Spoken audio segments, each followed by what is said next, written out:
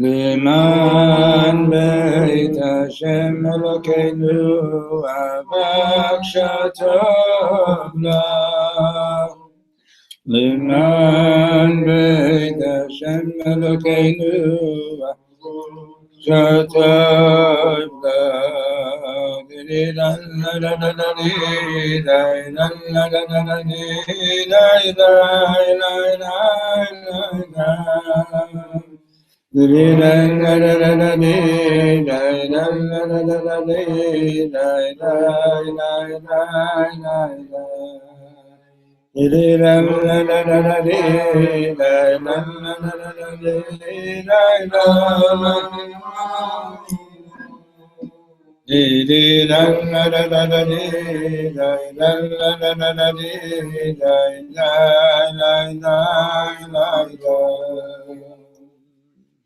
Okay. So what we've done is we started, this is 2 weeks ago, we started learning Reb Shlomo's teachings on Kabbalat Shabbat. And we went through the first 6 Psalms and the Chodadi. We haven't done the 7th Psalm of Mizmor Shir Yom HaShabbat, which is the Psalm with which we're actually accepting Shabbat. And we will do that, God willing, but not today. Today we're going to go back into the text of Reb Shlomo on page 112, Shalom Aleichem Malachei HaSharet. So these are actually translations of from a recording that that Reb Shlomo Karlebach put out years ago on Kabbalat Shabbat, receiving Shabbat, right? And what we spoke about, one idea that you have to keep in mind is that Kabbalat Shabbat is literally receiving Shabbos. In other words, receiving. Right? So, in other words, Shabbat is coming in and we are receiving it. Okay?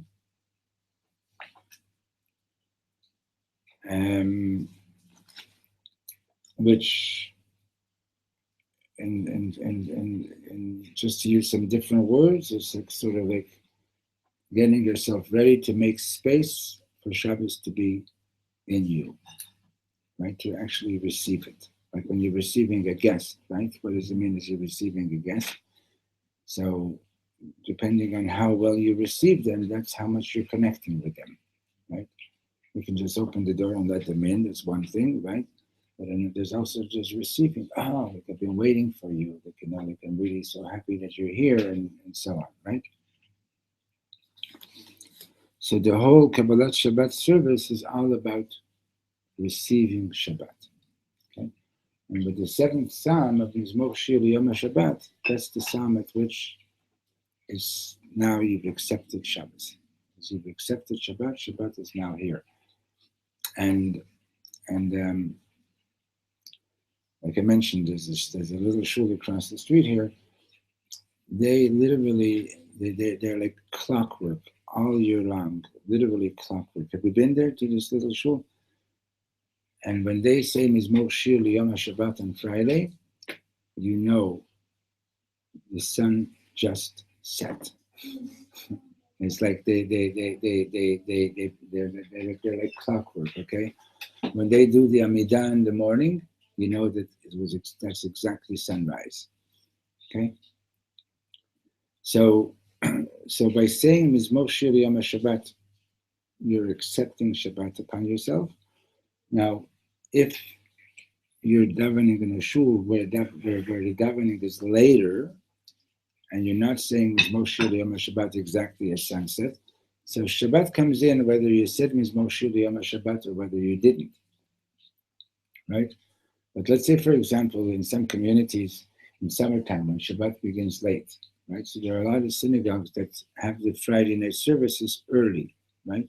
At what point did that community accept Shabbat and they're no longer allowed to do work, even though the sun is still shining outside? Once they said Mizmor Shir Yom HaShabbat, Shabbat has been accepted halachically. In other words, you can no longer do work from that point on. So we're leaving the seventh psalm. Hopefully, we'll do it someday later this week because it's a very important psalm. But right now, we're going into Shalom Aleichem Malachi Hashavet. So says Reb Shlomo. So now, after services are over, we come home and we're going to have the Shabbos meal. You know what makes the Shabbat meal different? Kol HaShavua, all week long, אנחנו בעיצבון תאכלנה. אנחנו בזיעת אפיך תאכל לחם. Right, after Adam and Eve ate from the tree of knowledge, so one of the curses that God gave was that בעיצבון תאכלנה, that you're going to eat the produce of the earth with a certain aspect of sadness. You will eat bread by the sweat of your brow. Which means to say that everybody has to work hard for a piece of bread. Like there's another verse in scripture that says that with his nefesh, with his whole being, he has to work to get a piece of bread. About Shabbat Kodesh, but on the Holy Shabbos, זה משהו אחר לגמרי, is something altogether different. Shabbat Kodesh, אנחנו אוכלים מעץ החיים, on the Holy Shabbat, we eat from the tree of life. Okay, what does this mean?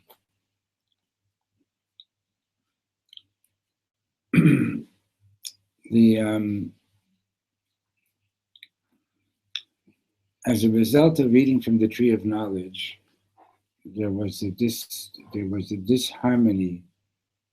The curses that we got was that there no longer would be harmony between man and nature. So whereas beforehand, Earth gladly provided the food for man. Okay? But now, Earth was no longer willing to give its abundance, its food, just like that. We would have to work for it. Okay? And in fact, you eat, and while you're eating, you're happy and you're satisfied. But not long afterwards, you feel this heaviness. You feel like a lack of satisfaction. Okay, you're not satisfied anymore with what you ate yesterday, right? Maybe in your memory, like that tasted really good or something like that, right? And also the way we eat, it makes us a little bit slothful.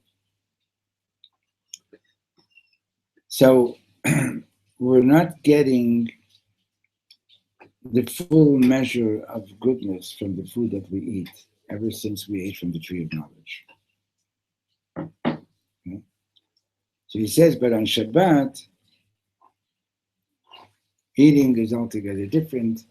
It's like on the level of eating from the tree of life. Okay, so he's going to explain a bit. He says, where did Chava's sin begin? Where did Eve's sin begin? החטא של חווה התחיל מכך שידע שהיא צריכה לעשות משהו שרק השם יכול לעשות. Chava knew that she has to do something that only God can do. And the truth is, that to bring children into the world, that's something that a woman does, like literally together with God. And like the Kosker Rabbi said, when a child is coming into the world, it doesn't make a difference how many people are standing around. The truth is, the truth is that it's just the mother and God are really there. What an awesome and holy thing this is. The Chava, holy Chava, Yada shetzarich mashu yater eloki.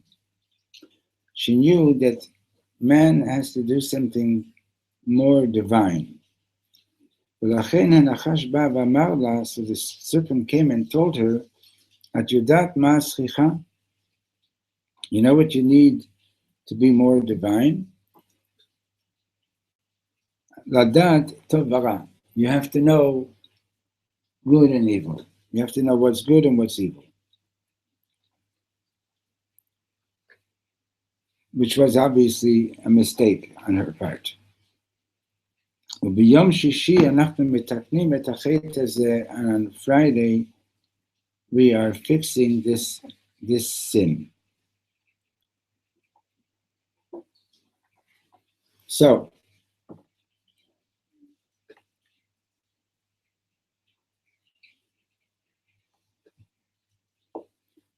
let's understand this.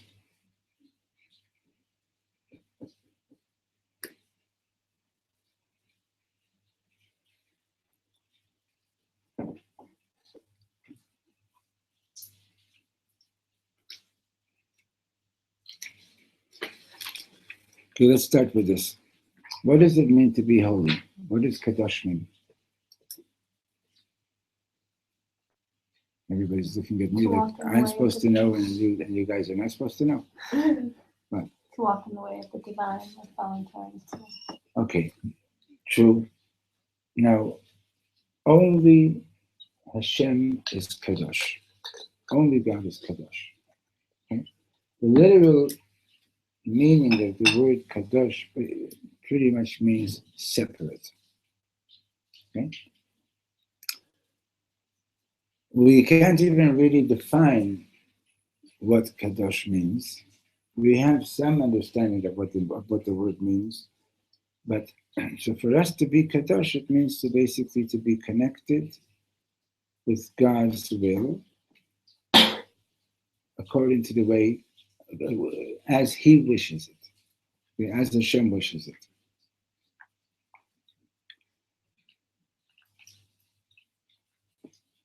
When you do something, when you are being Kadosh, that means that you, like we were learning this, that the way Chassidut explains Kadosh, it means to be transparent to your source.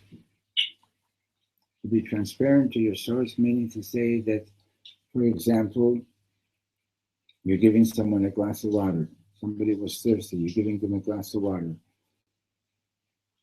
The truth is that it's Hashem that's giving them the glass of water. Right? Hashem is providing the water. Hashem is answering their thirst. Okay? You happen to be the person that is fortunate enough to be the one to be the agent, so to speak, to be fortunate enough to be the agent that you can actually hand them the glass of water. Right? Now, if you are doing that in a way which is kadosh, then that means that you're transparent, or you try to be transparent, so that the person receiving it can sense that it's Hashem, that it's God giving him the water. Okay? But if you make a point of telling this person, note, I gave you this glass of water, you're drinking my water, right? It's not kadosh at all because you're basically stealing God's honor and taking it for yourself, right? Now, my wife is a birth coach, and I overhear Judy talking to women, getting them ready to go give birth. One of the things that I overhear her say to them is that when you're giving birth, you have to. Her whole thing is to help people have natural birth. When you're giving birth, allow yourself to go with whatever God is doing through your body. Okay, and instead of like contracting yourself or scrunching up, with just there's a process that's going on, and allow yourself to experience the process and go with it. And apparently that makes a tremendous difference in the whole process of giving birth. Okay, so what Reb Shlomo said is that he was quoting from the Kosker that when a child is being born, it's just God and the mother, right?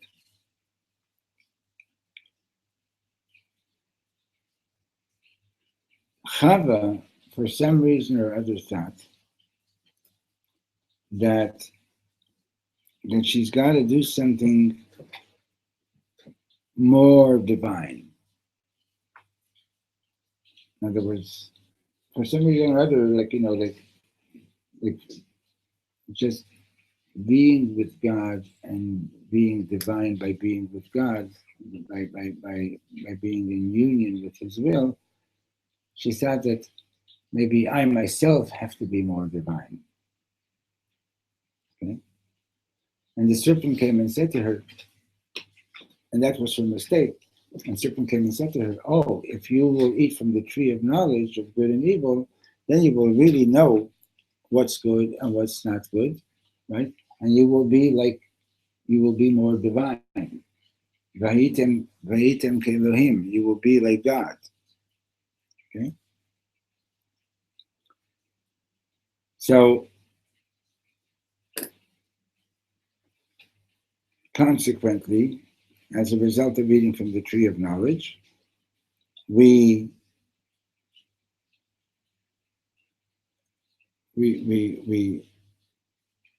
we're now living with that mistake of thinking that I could be more divine on my own, even if I'm doing something that Hashem didn't say. Okay? And the whole week we're living with that consequence of that now Earth is not in harmony with us, we're not in harmony with Earth, we're not in harmony with wildlife, we're not in harmony with each other. And Shabbos, we're getting back to that harmony. Okay? So whereas eating during the week, it gives you energy for a certain amount of time. Okay? But there's still some sadness associated with it. There's still the sweat of thy brow. Like you really have to work to coax the earth to give you the food. And it doesn't just willingly, automatically give you the food. You have to work the land. You have to take care of everything and so on. Right? Shabbat, we get to eat on the level of eating from Eitz Chayim, eating from the tree of life. Now, if you're going to say to me, Shalom, did you experience that yesterday when you were eating? And I'll answer you honestly, on a conscious level, no. Okay? But what this teaching means to teach us is that understand that there is this level of eating on Shabbat that is different from eating during the week. Okay? And sort of simply put, the fact, all the things that we're not allowed to do on Shabbat, all the work that we're not allowed to do on Shabbat is basically a way of recognizing that the earth doesn't belong to me. It's not by my prowess and by my skill that I'm going to have everything that I need to have, but rather that Hashem is giving it to me as a gift. Okay? Now, during the week, I have no choice. I have to work.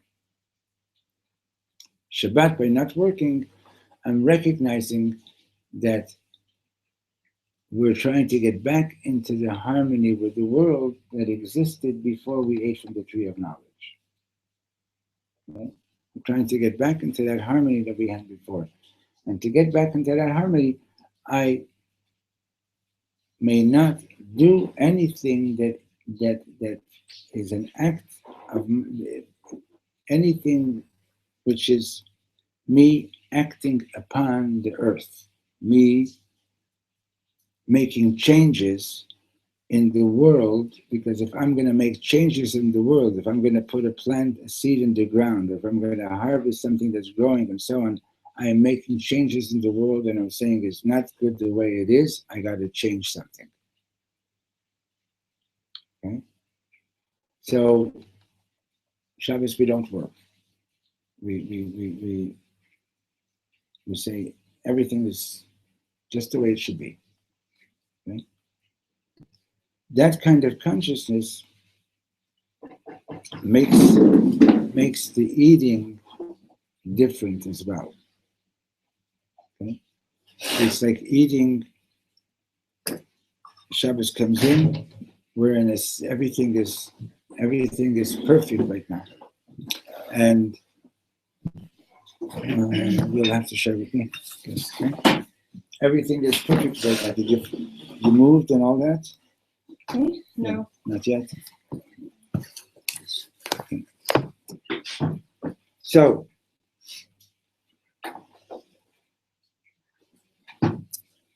all I can say right now is I bless you that at your next Shabbos meal, try to eat with a higher consciousness. Okay? Okay, so then he says like this. Yeah. Amen. Amen. Then he says like this.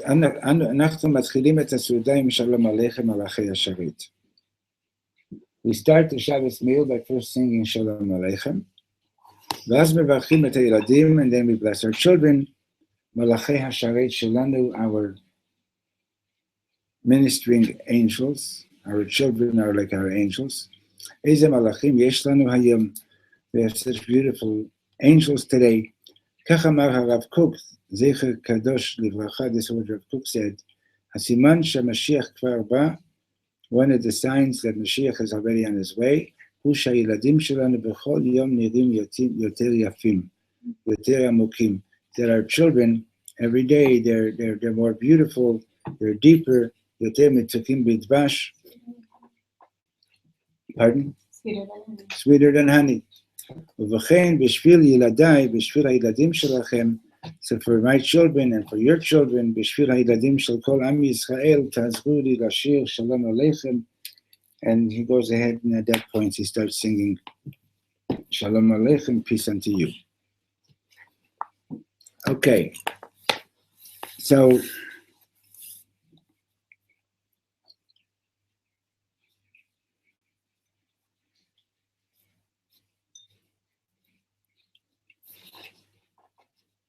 it's deep stuff, and I'm struggling to get underneath the surface of it. Okay, so let me. You wanted to say something? No. Yeah. Ask something. Please go ahead.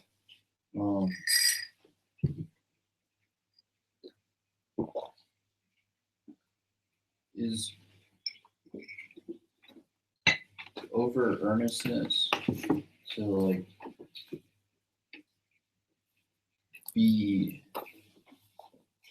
in God's will, or whatever you want to call it, like an over earnestness? Is that like, I mean, from what you're saying, that would separate somebody from God's will?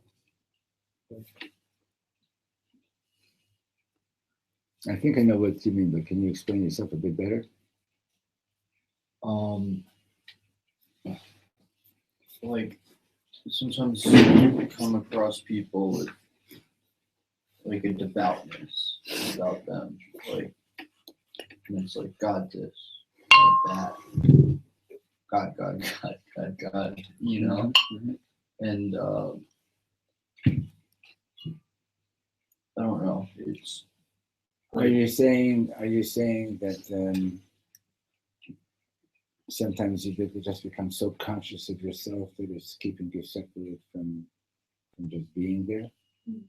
I guess, or so conscious of like wanting to chase Right. something, and it's Right. like it becomes like an idol, I guess, or like something that you're not. Yeah.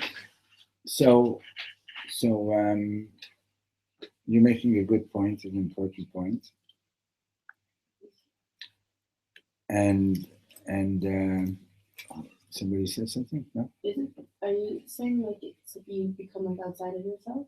No, I'm saying like you become so inside of yourself, so like inside of like a belief that you're not open to like being. You're just being very conscious of yourself. Yeah, I think you're absorbed in the idea more. It's absorbed in the idea of like Spirituality, for example. But it's not spiritual. It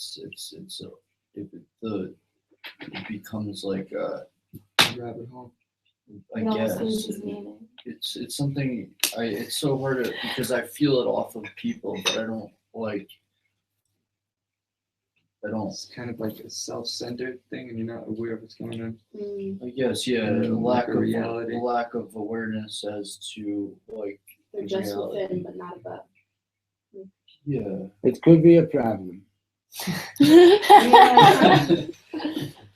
It could be a problem for sure. Where does it come from? How does someone get lost into that? It comes from the it comes from your mind, that you're doing everything like I'm doing this now. Now I'm being really devout. Now I'm this. Now I'm that. Right. Mm-hmm. So you're not releasing. You're not letting go of your ego. You're just, it's like, my ego's not doing this. My ego's not doing that. My ego, right? Out of self-gratification rather than something greater than yourself.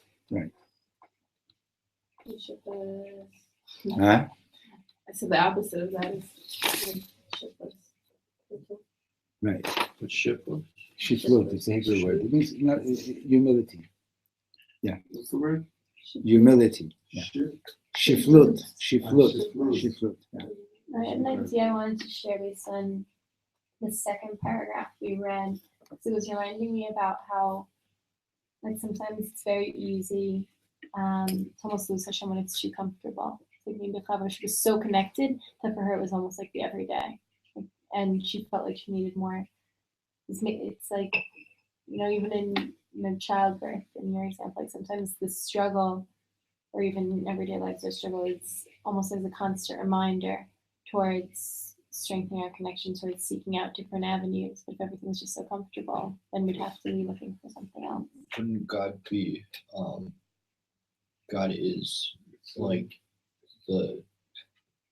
if you were full of God and not something else, then you would just be satisfied. Yeah, but so then there must have been already something outside of that, right? But that's, I think, an ideal. That's not always like realistically achievable. But we're talking about Eve. Exactly. Just one word. I'm not surprised that you're having difficulty with this, because I think it's very difficult for anyone. I'm having difficulty with it. It really is difficult. I think it's almost counterintuitive to the way we grew up. Thinking that we have to be controlled all the time.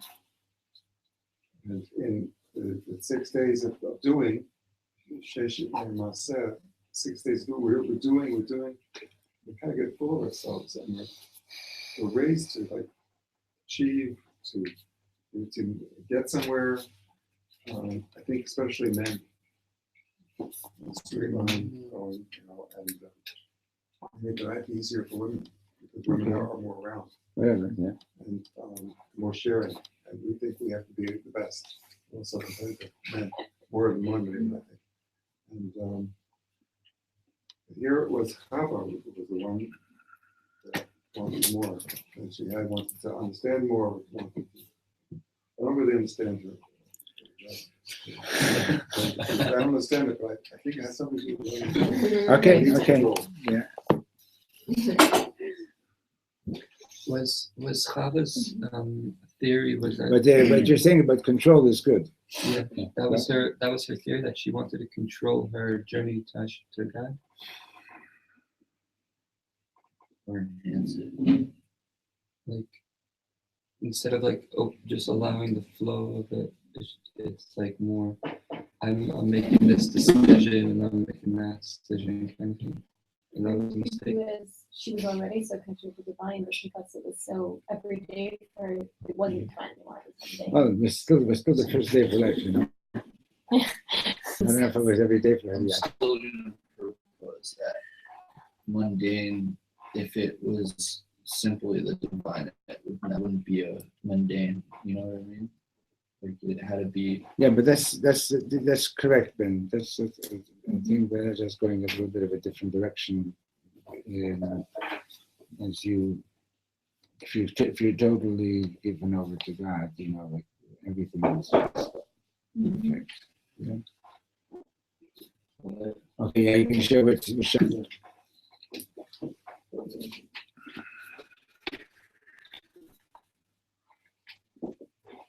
Okay, we're going to go on because I'm going to have to spend more time thinking about that last piece. This piece over here.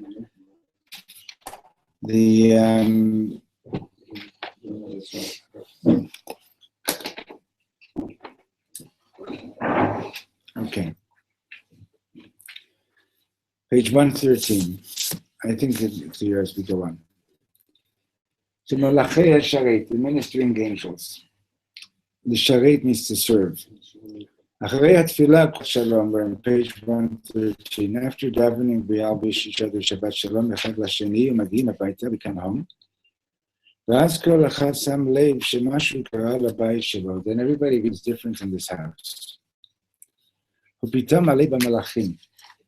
You suddenly realize that your house is full of angels. Now, when's the last time you saw angels? It's actually David. One Friday night we were by Shlomo at the shul. We were singing Shalom Aleichem, and my eyes are closed, and I'm actually seeing angels. I'm not joking. And I think to myself, wow, Reb Shlomo, you're so powerful. You're bringing the angels into the room. And then I opened my eyes and I saw I was sitting next to Mindy. Mindy Ribner is she comes to Israel sometimes. She is such a powerful meditator that like when I opened my eyes and I saw Mindy, I said, oh, okay, I get it. What do they look like? Huh? I remember. They were okay.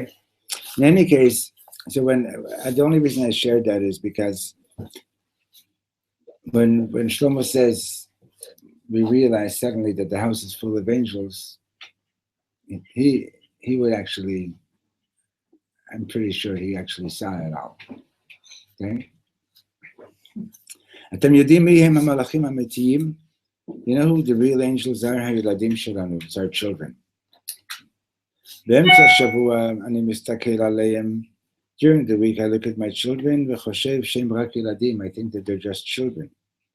אבל בליל שבת קודש, but on Friday night, on Shabbos, אחרי שטיהרתי את הלב שלי בתפילה, after I've cleansed my heart during prayers, אני מסתכל עליהם, I look at my children, ואומר לקדוש ברוך הוא, and I say to God, ריבונו של עולם, master of the world, אני לא יכול להודות לך מספיק, I cannot thank you enough על המלאכים הקדושים הללו for these holy angels ששלחת לי הביתה that you sent into my home. Okay. quite a different attitude towards children than is common in the world, right? A lot of parents, like, unfortunately, they look at their kids as a burden, as somebody that they're going to mold into something, and so on and so on. And like, and a lot of these things are, I mean, reality is reality, but the higher reality is that your children are a blessing. One way or the other, they're a blessing. But if you, I mean, you can ruin the blessing. You can get the greatest gift and ruin it, right? But children are a gift from Hashem. And when Reb Shlomo says, like, they are the holy angels. So you need to have cleansed your heart to be able to actually see that and to be grateful for that. Okay? Second paragraph. Then I say to my children, Bo'achim l'shalom, come in peace. Shetavo l'bayit b'shalom. I'm blessing them that Shaha'olam yeh malei shalom. I want the whole world to be filled with peace for your sake. B'chuni l'shalom. Bless me with peace. Yeladim, I'm saying to my children, bless me, tibarchu ati, bless me, ki rak biglalchem atzliach lavi shalom la'olam. I need your blessing because it's only for your sake that I'm going to be successful in bringing peace to the world. And Tzeitchem l'shalom, go in peace, because Yom Echad, ha'yeladim shelanu yetzu lebatim shelahem, because there will come a day that our children will grow up and they're going to go to their own homes. V'ashelah hachi amuka hi, and the deepest question is, ma ani noten lahem laderech, what am I giving them for their journey? Az ani mevarech et ha'yeladim, so I bless my children, kisheteitzu mehabayit, that when you leave my house, tikhu et Shabbat itchem. I bless you that you should be able to take Shabbos with you. Ani kibalti et Shabbat sheli me'ha'aba v'asaba sheli. I got Shabbat from my father and my grandfather. V'hem kibdu et Shabbat me'hasaba shelehem. They got it from their grandfather. V'kach hala ad Moshe Rabbeinu, all the way back to Moshe, Avraham Avinu. V'kach yeh ad shemashiach yagia b'karov mamash, and that's the way it's going to be. We hand Shabbat over from parents to children, from parents to children, from grandparents to children, and so on. And that's the way it's going to be. Od davar echad, one more thing. Atem yodim sheyeshnam shnei sugim shel malachim. There's two kinds of angels. Malachim shozrim lanu liyot tovim. There are angels that help us be good. Malachim shosim lanu kol minei nisyonot. And there are angels that put all kinds of tests in our path. As ani model HaKadosh Baruch Hu, I'm thanking God. Todah shehiksheta aleinu liyot Yehudim. Thank you, God, for making it difficult for us to be Jewish. Ki im ze haya kal, ze haya chasar mashmaot. This is related to what you just said before. Tell me your name again. Rachi. Brachi? Rachi. Rachi. Right? No bet. No bet. No bet. And because if it would be easy, it wouldn't have that much meaning, right? So when you come across an obstacle, when you come across a test to your Judaism, it's basically Hashem is putting the test in front of you, because Hashem is basically saying you have to go deeper. You have to find a deeper meaning in what's going on. I think I've shared this in the past, but one of the students of the Baal Shem Tov asked the Baal Shem Tov, why is it that 2 weeks ago I had a beautiful Shabbat, everything was beautiful, and then yesterday it was nothing particularly interesting, it was just like sort of bland. What happened? So Baal Shem Tov said to him, when a child is learning how to walk, what happens is that the adult, the mother or the father, is holding the kid's hands. The kid knows now how to stand up a little bit, right? You're holding the child by the hands, and you're walking backwards, and the kid is taking this another step and another step. And the kid is so excited. And then what does the adult do? Let's go, right? Now, if you were to freeze everything at that moment, you would say, "What a cruel adult this is! Look at what he's done. He's let go, and the kid is like, ah, right." But if you're not going to let go, the kid is not going to learn how to walk, right? So you have to let go so that the child can take the next step on his own. So the Baal Shem Tov said to his student, the previous Shabbat, you were having a great time because it was like God was holding you by the hands and was helping you go one step at a time. What happened yesterday was that God let go of your hands because it was your turn to take the next step. Okay? It was your turn to take the next step. So what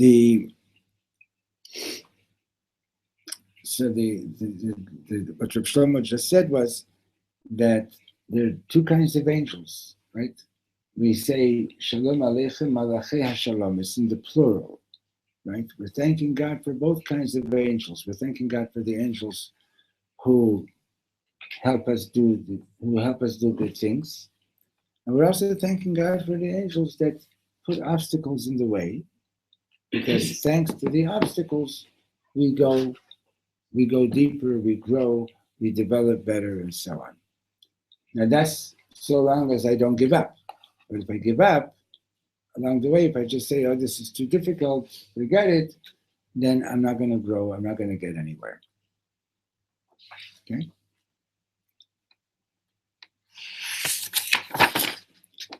האם יש משהו, page 114, האם יש משהו בעולם יפה יותר מבית יהודי בליל שבת קודש? Is there anything more beautiful than a Jewish home on Friday night? יש כל כך הרבה אחווה ושלום, there's so much brotherhood and peace. רואים כמה ההורים אוהבים את הילדים שלהם והילדים את ההורים. You see so much love between the parents and the children and the children and the parents. So allow me to tell you a quick story about Graf Potocki. Graf Potocki was a Ger Tzedek, was a righteous convert, lived in the time of the Baal Shem Tov, and it's interesting that one day the Baal Shem Tov was walking with his students, and on the other side of the street was a lady pushing a baby carriage. Baal Shem Tov went across the street and picked up this child, played with him for a bit, and put him back. And then the students wanted to know, like, what was this about? And that child wasn't a Jewish child. And Baal Shem Tov says, this child, this soul, stood next to me at Mount Sinai when God was giving us the Torah. Now, the Potocki family, they had this monopoly on vodka or whatever it was for all of Poland. And this child grew up, and on their estate, there was a Jewish family that was in charge of the inn or whatever it was, or something over there. And one Friday night, the young Graf sort of like, doesn't mean prince, but something like that, you know. Count, I think. Count. And in his house, Friday night, like, you know, everybody was just drinking, getting drunk, and getting into fights. And so he just couldn't take it. So one Friday night, he left the house, and he got on his horse, and he's riding around, and he rides by the house of the Jew who's living on their property. And he looks in the window and he sees they're sitting at the table and everything is so beautiful. It's just amazing. So he knocked on the door and he said, "Can I come in?" And we invited him in. And he just couldn't believe how beautiful it is. So when they finished, he says, "Can I come back next Friday night?" And he came back the next Friday night and the next Friday night. And finally, at one point, he calls the innkeeper aside and he says, listen, I've decided to convert, but I can't do it here because I would get killed, you would get killed. So he left for Holland, and he just made it look like he disappeared. And he went and studied in Holland, and over there he converted. A few years later, he comes back. Yeah, it looks like a totally religious Jew with a beard and everything. And he actually married the daughter of this innkeeper. Now, what happened was that one Shabbat morning, he got a little bit upset about some people in shul who just wouldn't stop talking and kept on interfering, with the prayers. So he sort of just asked them, to be quiet. And one of them says, look who's telling us what to do, the convert. Anyway, word went out that this is Graf Potocki. So he was arrested right away, and being that they were such a prominent family, his mother came with the leaders of the church, and they said, we'll give you an opportunity to save your life, renounce your Judaism, and come back to the church, and you'll save your life. And he says, no, I'm a Jew. And it was on the morning of Shavuot. So Shavuot morning, they took him and they burned him at the stake.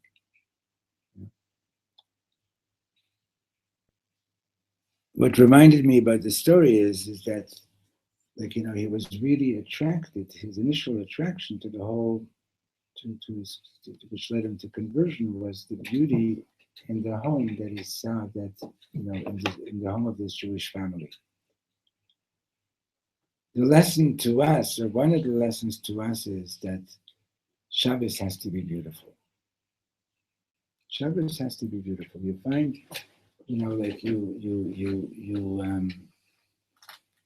sometimes, this relates to what Ben was saying, is that sometimes, people get so hung up. There's a lot of laws about Shabbos, right? But sometimes people get just so hung up on the details of the laws, which are important. I'm not diminishing the importance of the details of the laws, but it just gets just so focused on that. Can I move like this or can I move like that? I might be doing something wrong. I might be doing something wrong, and they lose the joy of Shabbat. Okay?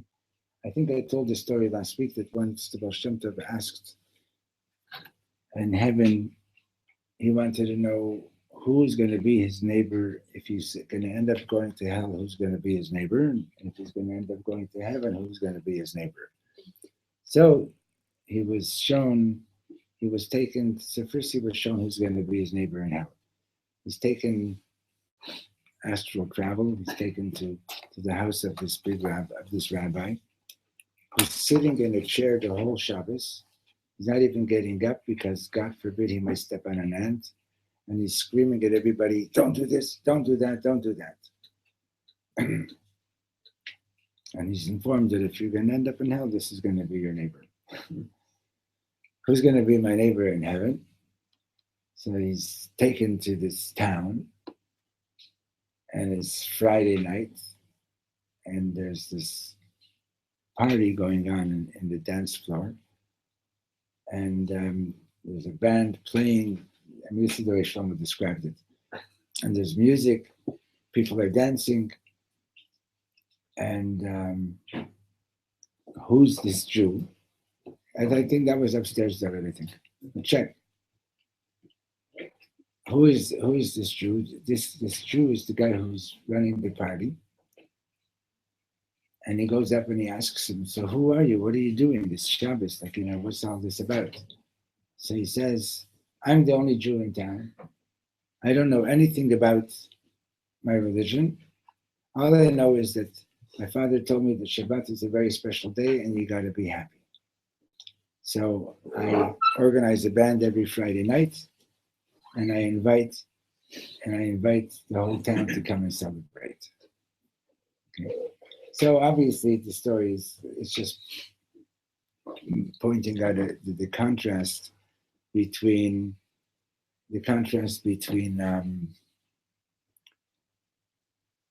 being, how did you put it before, being caught up with yourself and being devout, right, to the point that you're not experiencing any of the joy of what you're doing. So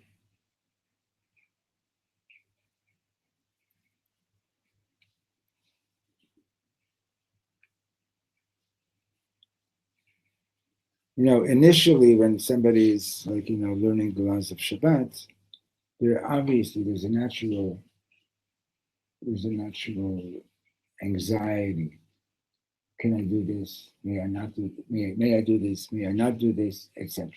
It comes in with anxiety.